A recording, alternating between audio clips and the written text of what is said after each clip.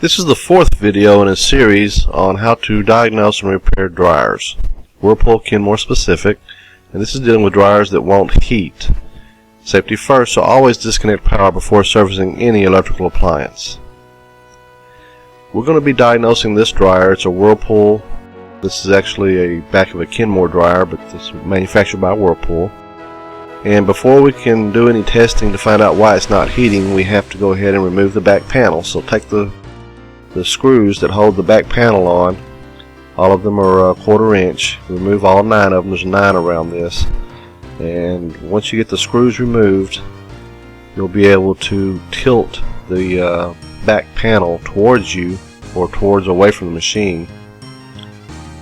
Lift the power cord up to do that, and then it'll just pull right up from the bottom. It's got a lip and it sets into a channel down there, so you have to tilt it in order to get it in and out easily.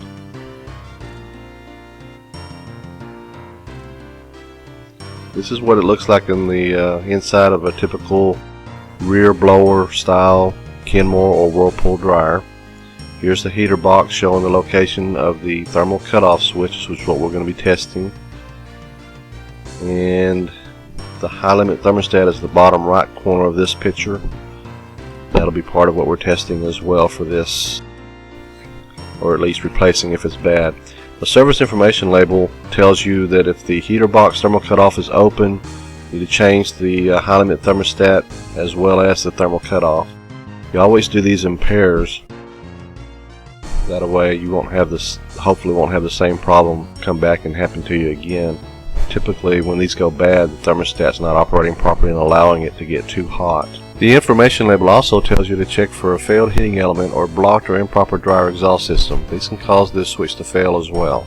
Remove both wires from the high temperature cutout, and once the wires are removed, use an ohm meter at its lowest setting. Connect one lead to one terminal and the other lead to the other terminal, and this should give you a reading if it's good, which this one that I'm testing here is good, a reading of less than 1 ohm. And I'm also testing for short to see if the switch is shorted to the body, which it was not. If this had been bad, then you would go ahead and buy the kit that has both the thermostat and the high temperature cutout switch in it.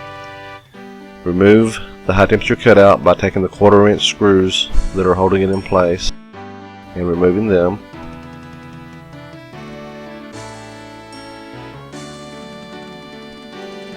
Some of them will have 2 screws, some will have 1 screw and a tab. This one had a tab on it. And just take the screw out first and then lift up and pull it on out. Get your new one out of the kit. Put the tab in first, or align the screw holes if it has 2 screw holes on the new one. And go ahead and put the 1/4 inch screw back in to hold it in place.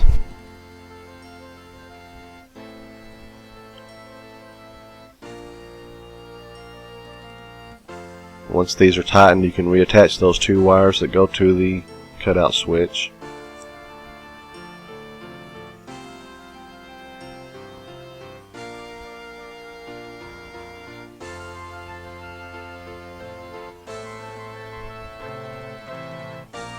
The second part of this repair will be to remove and replace the thermostat.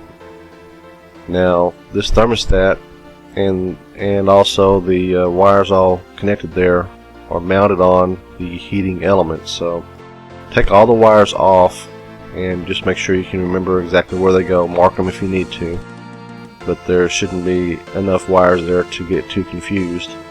But you do want to make sure you're going to reinstall everything back in the same place.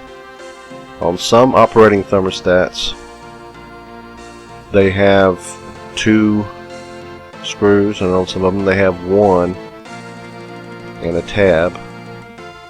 This one just has a tab only, and then the other half of the thermostat is mounted actually onto the terminal spade from the heating element, so you have to pry it up.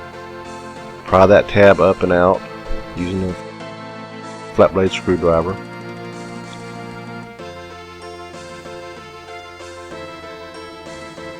And then again, you're going to, once you get that tab all the way up and where you can remove it, you'll have to pry up the sleeve part that is on the terminal blade from the heating element.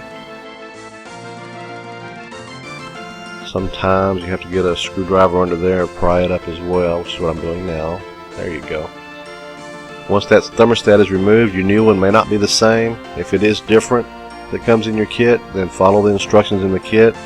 It'll have extra wire and everything you need to make the connections work.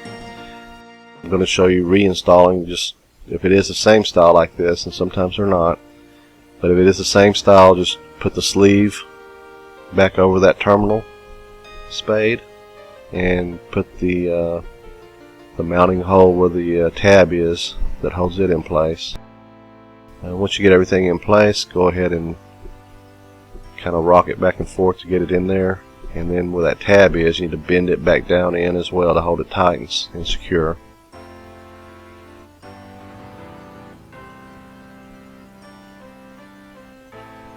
Of course, once you get this done, you go ahead and reattach the wires. There'll be another video following that will show you how to test, diagnose, and replace, if necessary, the heating element. That'll be the next video I do. But for time concerns, I'll just do one at a time here. Reattach the wires once you get this tight in there and snug. You'll want to make sure that the same wires go to the correct locations.